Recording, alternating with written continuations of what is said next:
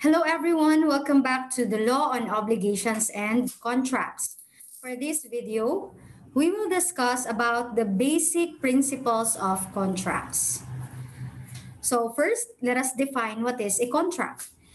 A contract is a meeting of minds between two persons whereby one binds himself with respect to the other to give something or to render some service. So this definition of contract means that a contract ito yung parang agreement or consensus between two persons. Take note that there should be at least two persons in a contract. Because if there is only one person, then a contract cannot be entered into because you cannot create a contract with your own self, di ba? That would be absurd. So, there should be two persons, no? Whereby, na kung saan, yung isa binds himself with respect to the other to give something or to render some service. Say, for example, in a contract of employment, di ba sa contract of employment, ang parties dito na involved is the employer and the employee. So, may dalawang persons whereby yung employer binds himself na to pay salary for the services rendered by the employee. So that is an example of a contract. And take note, let us recall the sources of obligation. Remember that a contract is one of the sources of obligation. Kung merong kontrata yung dalawang parties, then yung pag-enter nila ng contract will create an obligation. And therefore, you are bound to comply with your obligation under the contract. Otherwise, there would be consequences or there would be liabilities on your part if you will not follow or you will not comply with your obligations under the contract. So, since nabanggit na natin yung obligation, so let us distinguish now between a contract and an obligation. So ano nga pala itong contract? Di ba sabi natin kanina, it is one of the sources of obligations. On the other hand, obligation is the legal tie or relation itself that exists after a contract has been entered into. Okay? So, yung obligation, siya yung legal tie na nakikreate kapag nag-e-enter ka into contract. And ano pa yung kaibahan nilang dalawa? When you say obligation, hindi lang siya nag-arise from a contract. Kasi marami tayong sources of obligation, remember?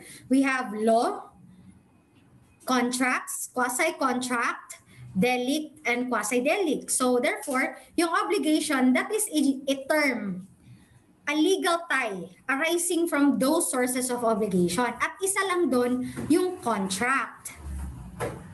So, pwede nating sabihin na not all obligations arise from contract kasi maraming sources. But an obligation or a contract will definitely arise to an obligation. So, lahat ng kontrata merong obligasyon.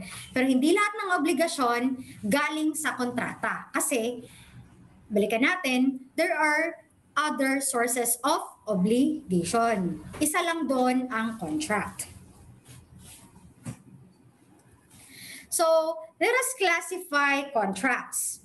So, according to name or designation, contracts may be nominate. Kapag may pangalan, nominate yun siya. Ibig sabihin, meron siyang parang there is a name for that. Example, deed of sale. Kapag nagbebenta ka or bumibili ka ng bagay or lupa, ang tawag sa contract na yan is deed of sale. I-nominate, ito yung mga contract na walang pangalan. Okay?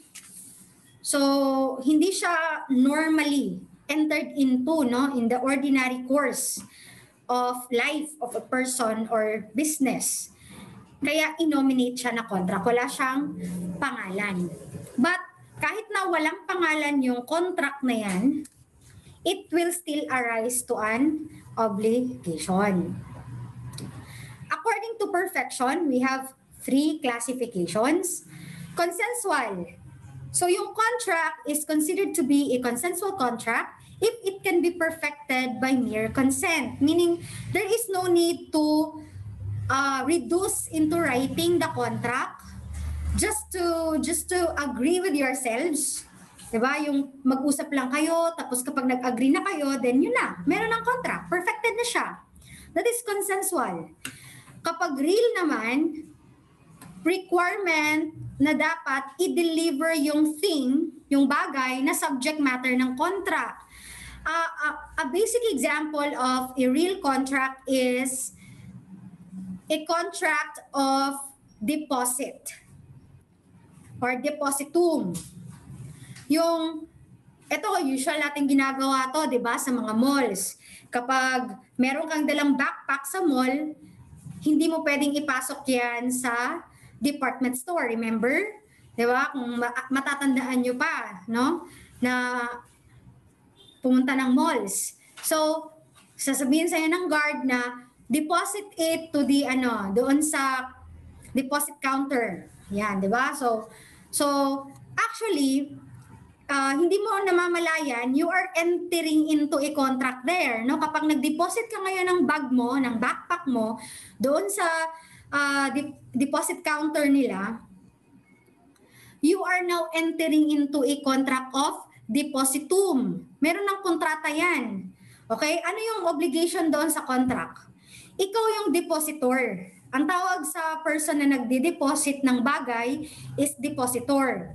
Ang tawag naman sa person na nagki-keep ng thing na yan, example yung backpack mo, is the depositary. So the obligation of the depositary in a contract of depositum is to safely keep the thing deposited.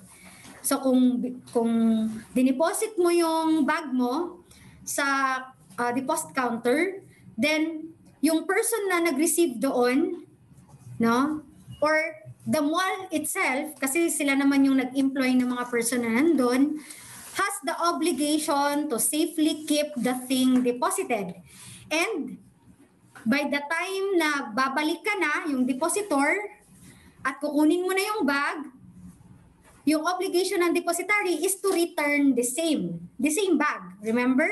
Hindi naman na 'di ba? Kapag ano yung dineposit, yun din yung kukunin natin.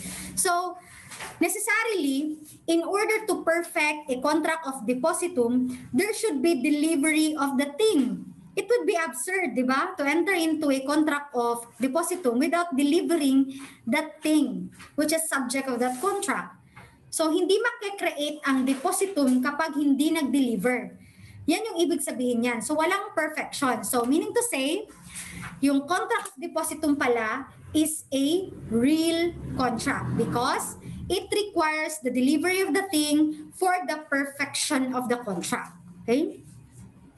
Now, let's go to formal or solemn contract. Okay? Ano naman ito? Kung yung real contract is, it requires the delivery of the thing, subject of the contract, yung formal or solemn contract requires that the contract be reduced into writing para ma-perfect yung contract. Yan yung ibig sabihin ng formal or solemn. Dapat nakalagay siya sa written. Written dapat siya. Okay? What are examples of formal solemn contract? Itong deed of sale of real property. So when you say real property, it refers to immovable properties, no? Gaya ng lupa, bahay. So these are real properties. So kapag ito, binibenta mo, mga real properties, para valid yung sale, kailangan nakaput into writing yan.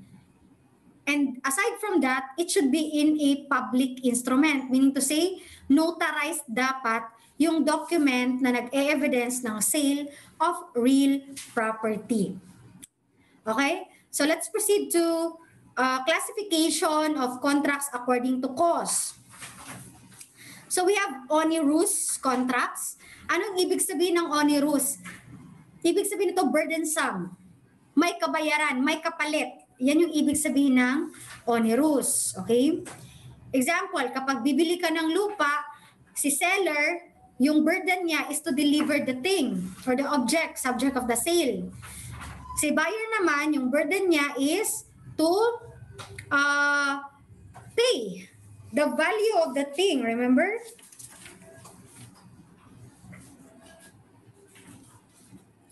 Remuneratory or remunerative, this actually parang bayad sa service. That is remuneratory or remunerative, okay? Remuneration, sweldo. O, ganyan. Letter C is gratuitous, meaning libre. Walang bayad, okay?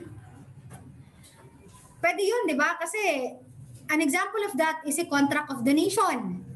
Kapag mag-donate ka, walang bayad yun kasi donation nga, di ba? So, that kind of contract is a gratuitous contract, libre. So, let's go to the classification of contracts according to obligatory force. So, we have 5 classifications. Remember these classifications because we will discuss this no as later no in our video recordings.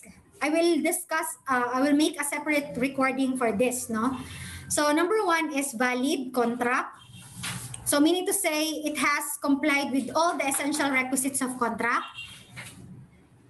Letter B, rescissible contract. Actually, these contracts are defective contracts. Okay, they have defects, no? Except for the valid contract. Voidable contracts, unenforceable contracts, void or inexistent contract. Now, according to persons obliged, we have unilateral and bilateral. When you say unilateral, one-sided. One side lang yung may obligation. Gaya ng contract of depositum. Ang may obligasyon doon is yung depositary. Na isa uli, no? I-safe keep at isa uli yung thing.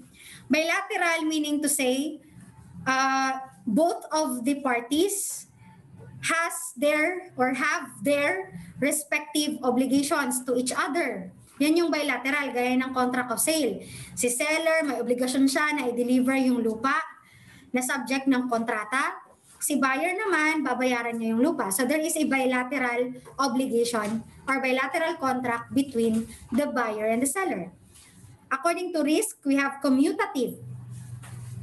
When the undertaking of one party is considered the equivalent of that of the other. Example yung contract of sale, di ba?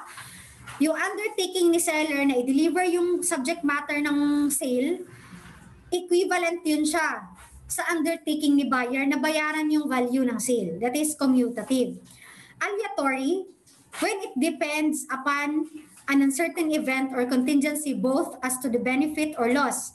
So example of aleatory contracts is an insurance contract because insurance contracts, no, yung obligation mo dyan depends upon an uncertain event, di ba?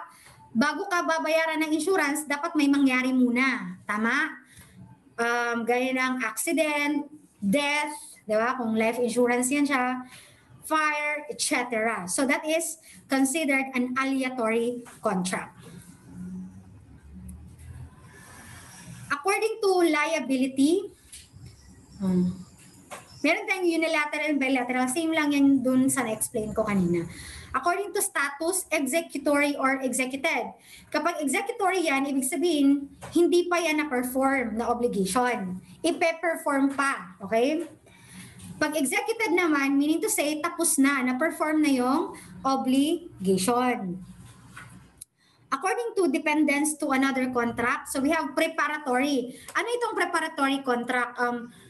Ang ibig sabihin yan, you enter into a contract to for the purpose of further entering into another kinds of contract. So, let me give you an example. An example of that is a contract or a contract of partnership. yung magbubuo kayo ng grupo, 2 or more persons, contributed money, property, or industry, di ba? Parang contribute kayo to each other to make a business. So take note that in creating a contract of partnership, okay? Kayo as partners, parties kayo in a contract of partnership. Pero that contract of partnership is a mere preparatory contract. Bakit? Kasi after nyan, yung partnership ninyo na na-create based on your contract of partnership will now enter into different kinds of contract. Gaya ng contract of purchase of materials, etc. Employment contract kapag nag-hire kayo ng mga employees. So, meaning to say, may mga kontrata na preparatory lang para mag-enter ka into another contract. Kasi you cannot enter into contracts without this preparatory contract. Yan yung ibig sabihin ng preparatory. Prepare, di ba? Accessory, ayan, accessory at principal. So, pinag-usapan natin to in our previous videos, remember? A basic example of accessory and principal contract is yung contract of loan. Okay? Yung principal contract is a contract of loan. Para i-secure mo, yung principal kasi yan yung main na contract, no, between the parties. Yung accessory naman, nakakabit yan sa principal contract. Na kapag walang principal, necessarily wala ding accessory. Okay? So, gaya na sabi natin kanina, let us illustrate by saying a contract of loan. Okay? Nangutang ka ngayon, pero yung pinagutangan mo, gusto niya ng security or collateral. Okay? So, dahil may lupa ka, ginamit mo yung lupa, minortgage mo sa kanya para ma-secure mo yung payment ng utang mo.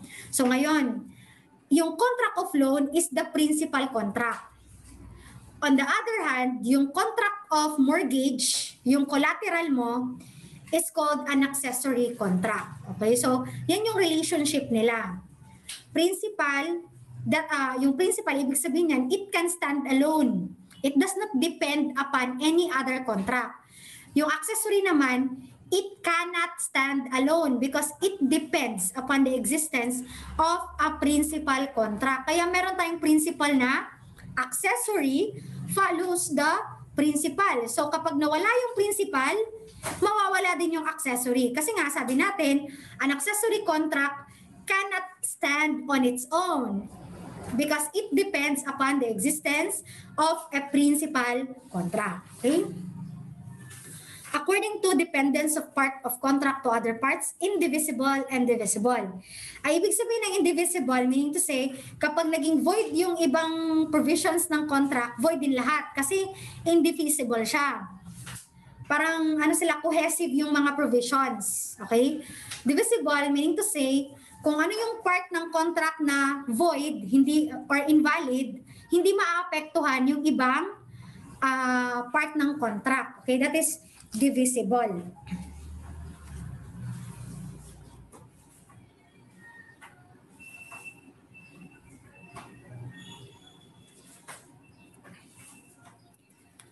Ayan, dito na tayo, no? Pag-usapan na natin yung basic principles of contract. So we have 5 basic principles that you should know in learning a contract of law on contracts rather. So let's start with freedom to contract, no? Isa-isahin muna natin. Freedom to contract, consensuality of contracts, obligatory force of contracts, mutuality of contracts, and relativity of contracts. So isa-isahin natin sila. So let's start with freedom to contract under Article 1306. So ano ibig sabihin nito? So from the word freedom, di ba? Kalayaan, free. Okay? Ang ibig sabihin niyan, the parties in a contract, they have the freedom to make stipulations. Okay? May kalayaan sila na mag-stipulate ng kung ano-anong bagay sa kanilang kontrata, clauses, terms, and conditions na convenient sa kanilang dalawa. Meaning to say, sabi ng batas, you can agree on anything under the sun, sabi ng batas. walang ano yan, walang kaso yan. You can agree on anything. But take note that merong limitation, no, on the freedom to contract. Okay? Ano yon? Ayan yung nakalista dyan, di ba? Provided they are not contrary to law, morals, good customs, public order, and public policy. So sabi ng batas, you can agree on anything you want for as long as it is convenient, no, to both of you parties. Provided hindi yan contrary sa batas, no? Hindi yan labag sa batas. Hindi labag sa ating moral standards, hindi labag sa ating customs, hindi makakaapekto sa public order at ating public policy. So, yan lang yung 5 limitation on the freedom to contract. So, ano yung law? Alam naman natin, di ba? Law means a rule of conduct, just, obligatory, promulgated by legitimate authority, and of common observance and benefit. Di ba kapag naglabag ka ng batas, meron kang corresponding liability. Take note that law is one of the sources of obligation. So, kailangan, kapag nag-agree kayo, hindi pwedeng prohibited ng batas, gaya ng droga. Sabihin mo, benta ko sa'yo itong shabu for 5,000 pesos.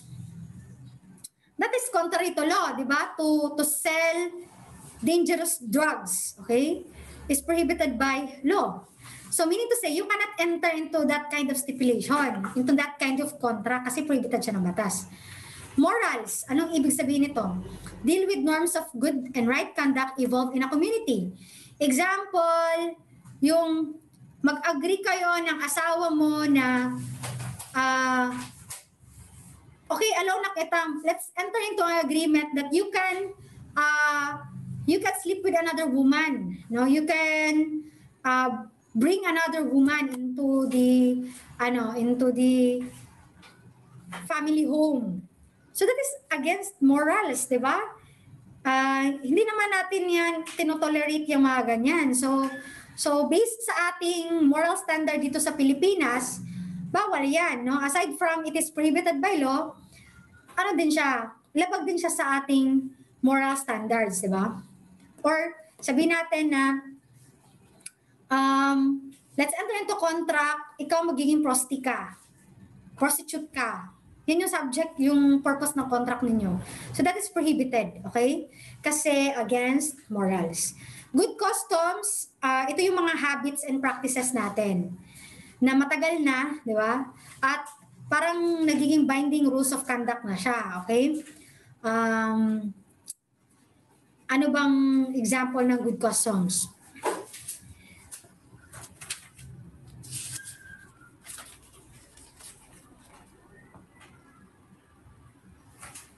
For example, you bind yourself to slap your father's face.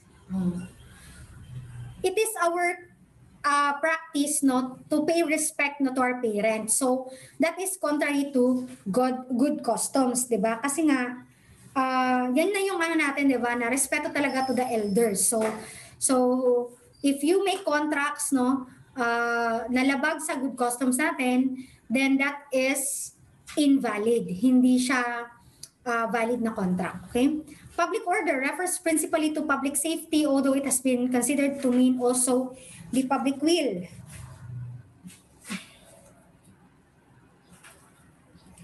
An example of this is yung sa lease contract, yung tenant and landlord relationship, yung nagrerenta ka ng boarding house ngayon tapos hindi ka nakabayad ng ng rent mo, then the landlord will automatically eject you.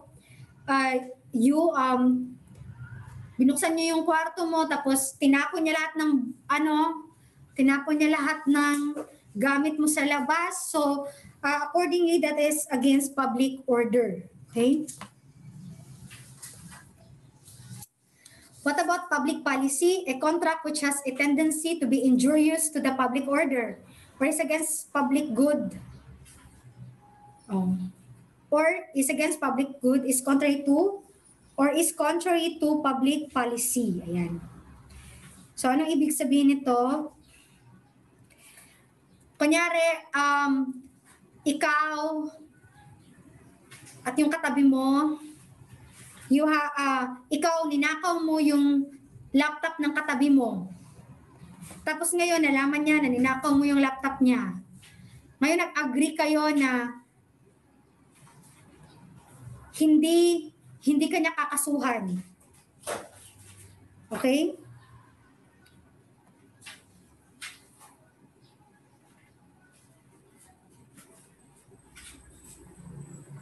In consideration of, let's say, 30,000 pesos. Sige, bayaran lang takakay. Wag na lang yung 30,000 kasi may mga laptop naman na 30,000. Lupa na lang. Ninakaw niya yung titulo ng lupa. Tapos ngayon, sabihin mo nga, better kayong to contract na wag na lang siya magkaso. Bigyan siya ng 50,000 pesos. So, that is contrary to public policy.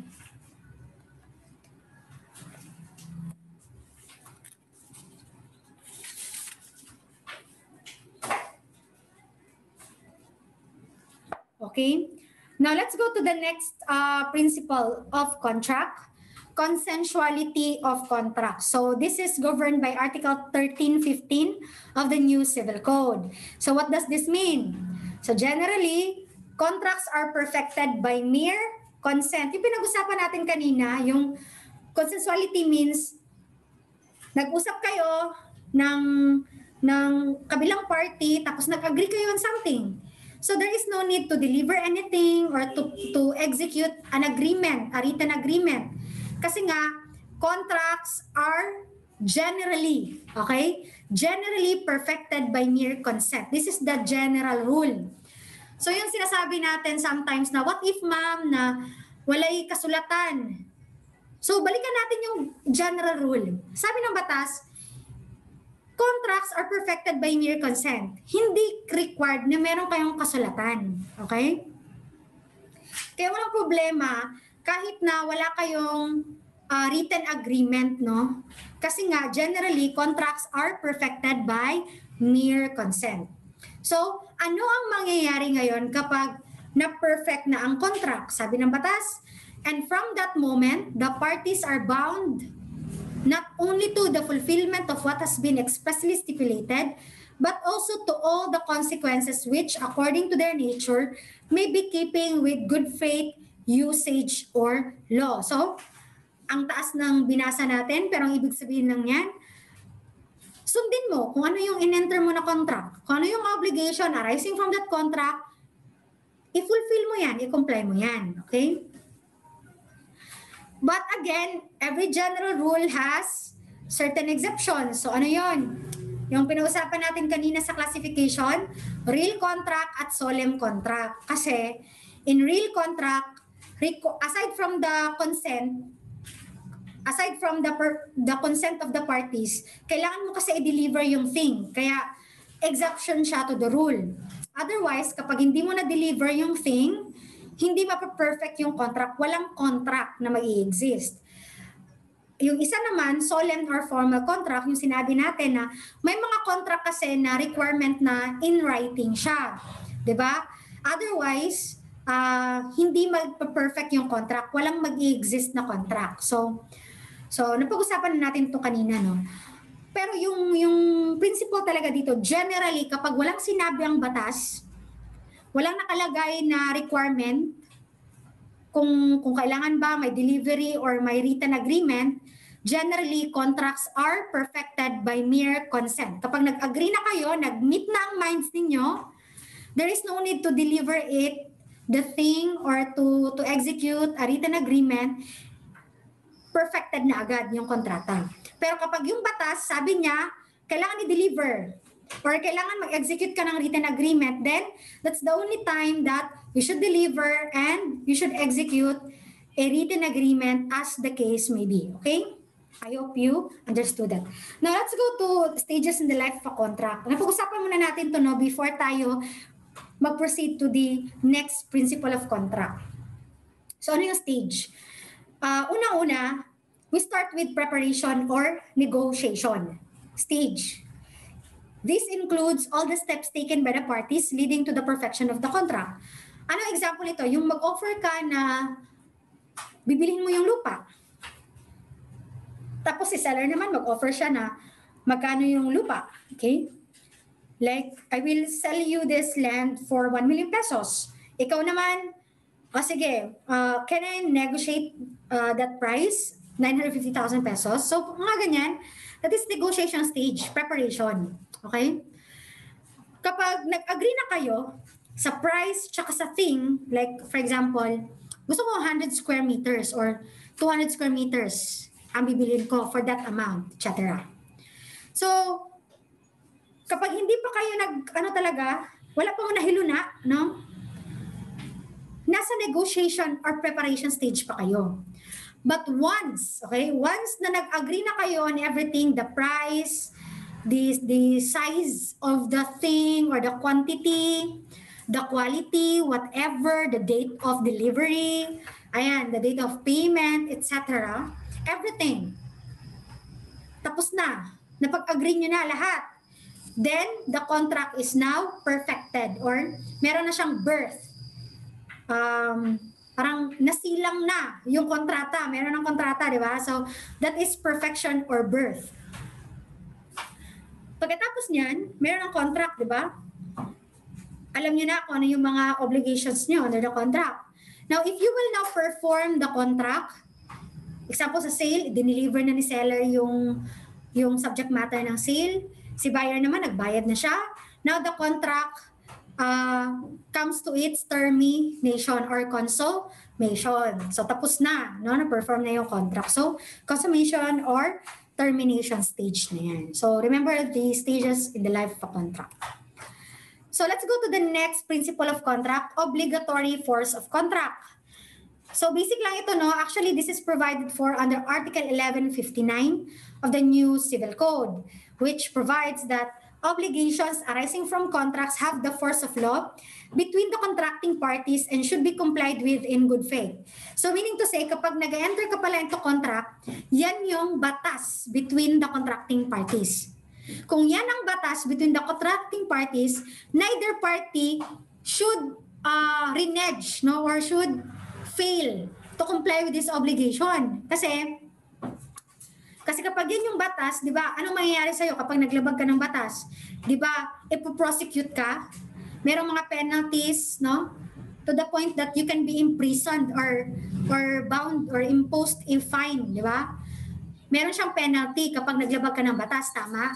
So kapag nag-enter ka pala into contract, yan yung law, yan yung batas between the parties. Kapag nilabag mo yan, meron kang consequent liabilities, okay?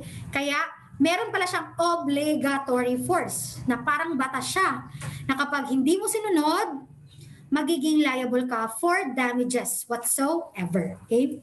Now, let's proceed to mutuality of contracts. Ano ibig sabihin nito? This means that the contract must bind both contracting parties. Its validity or compliance cannot be left to the will of one of them. Actually, itong mutuality of contracts, ang ibig sabihin nito, lahat ng terms and conditions ng contract ninyo, that must be agreed mutually by the parties. And it should bind both the contracting parties, no? Yung decision nyo with respect to the contract should be done by both of the parties. Hindi pwedeng yung isang party lang yung magsiset ng condition or terms. Example, in a contract of rent, for example, sabihin ni landlord na mag-i-increase ako ng rent without prior notice. Sabihin niya, every year may increase ako ng rent without prior notice. So that is prohibited, no? Kasi contract should be binding to both of the parties, and any terms, no, and conditions or compliance therewith cannot be left to the will of one of them, no? Hindi pwede yun. Aside from that, yung, kunyari nag-loan ka, tapos ngayon, merong stipulation doon sa contract of loan na may automatic increase of interest, no, without prior notice to the other party. Hindi pwede yun, okay? Kasi it will violate the mutuality of contracts. Now, relativity of contracts. Under Article 1311, anong ibig sabihin nito? From the word relativity, relative, pariente, okay? So generally, contracts take effect only between the parties. Yan. Si A tsaka si B, nag-enter sila into contract, yung kontrata nila, mag-effect lang yan sa kanilang dalawa. Huwag mong idamay si X kasi hindi naman siya kasali sa kontrata. Ang tawag sa kanya, third person. Okay? Nagets nyo? Okay, kapag, another example, kapag ikaw ay nagkaroon ng jowa, di ba? Yung contract ninyo between each other, no, yung mutual help and support, love and affection, etc., bawal may pumasok dyan na iba. Kasi yung pumapasok dyan, ang tawag natin, third party, di ba? Third party siya sa contract. So, hindi siya kasali. So, kung sino lang yung nasa relationship, sila yung parties, and therefore, the contract between them should affect only to both of them. So, hindi kasali yung third party. Pero, okay, in contracts kasi, punta tayo sa seryoso na contract ha. Yung seryoso na contract, for example, utang. Si borrower tsaka si lender ha, imagine nyo. Ngayon namatay si borrower. Anong mangyayari sa utang niya namatay si borrower? Sinong magbabayad ngayon? Sabi ng batas, meron kasi tayong transmissibility of rights and obligation. Meaning to say, yung di ba kapag namatay yung person, yung properties niya, mamamana ng mga anak niya. Take note, under the law, hindi lang yung properties niya ang mamamana ng mga anak niya. Pati yung utang niya, mamamana ng mga anak niya. So therefore, kaya i-continue natin, their assigns and heirs, no? Contracts take effect not only between the parties, but also to their assigns and heirs. Kapag namatay na yung party, yung isa sa mga parties or both of them. So ano mangyayari ngayon? Di ba si borrower namatay, si lender, pwede niya puntahan yung mga heirs para maningil siya doon sa kanila, doon sa naiwang utang ng kanilang deceased parent. Okay? So ganun yung mangyayari. Yun yung relativity of contracts. Pero definitely, kapag hindi ka naman assign o hindi ka heir ng party, isa kang third party. Huwag kang makialam sa kontrata kasi outsider ka. So, it will not bind you also, no? Kunyari, sa'yo maningil yung lender, hindi din pwede yon kasi pwede mong sabihin na hindi naman ako party to that contract. Yung usual na sinasabi nila na I am not privy to that contract, diba? So, let's proceed to the exceptions. Ayan, meron tayong general rule, meron din palang exception. So, when the rights and obligations arising from the contract are not transmissible. So, ito is exception siya doon sa transmissibility of rights. Di ba sabi natin kanina, kapag namatay yung isang party, yung utang niya is matatransmit to the heirs. But may exception yan. Kasi may mga obligation and rights na hindi mag-transmit upon death. Number one, by their nature. Ano example nito?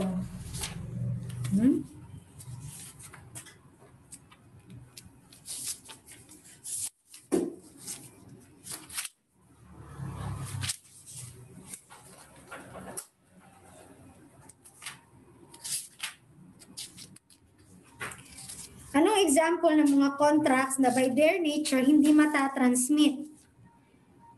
Like, contract involving personal qualification. Kunyari, ikaw ay isang scholar ng CHED.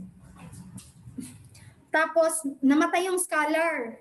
Hindi pwedeng imana yan ng mga anak niya or ng parents niya kasi merong personal qualification. By nature, hindi transmissible yung rights. Okay? So necessarily, dapat mag-apply ka ng different application and you make yourself qualified to it. Hindi pwedeng kunin mo yung scholarship ng kapatid mo or ng anak mo for you. Kasi yung qualification niya, hindi yun necessarily the same sa qualification mo. Iba ka din, di ba? So, by their nature, hindi siya pwedeng i-transmit. Okay? By stipulation. O, ayan, stipulation. Kapag nag-agree yung parties na hindi siya matransmit, di ba? Pero merong kasulatan, no? Ay, hindi. Not necessarily kasulatan. Merong agreement na walang transmission of rights and obligation. Or by provision of law. Gaya ng contract of agency. Di ba, kunyari, in a contract of agency, the principal and agent, kapag namatay si principal, automatically the contract will be extinguished. Mawawala yung kontrata. Okay? So therefore, hindi nagtatransmit yung right. So necessarily, si principal, he should appoint another, si principal pala yung namatay, di ba? Si agent, mawawala na yung authority niya automatically. Kasi nga, by provision of law, extinguish na yung contract. Okay? Lastly, stipulation in favor of a third person. Ayan. Di ba sabi natin kanina na a contract shall take effect only between the parties, their assigns and heirs. Bawal yung third person makialam sa kontrata. At hindi din pwedeng i-charge yung third person for any contract he did not enter into. Okay? So, an exception to that rule is kung merong stipulation doon sa kontrata favoring giving a favor to a third person. So that's the time that third person can demand the fulfillment of that provision in the contract. Provided kailangan i-accept niya yan before its revocation. Okay? So these are the basic principles of contracts. I hope you learned a lot for this video. And we will continue with essential requisites of contracts in our next recording. Goodbye!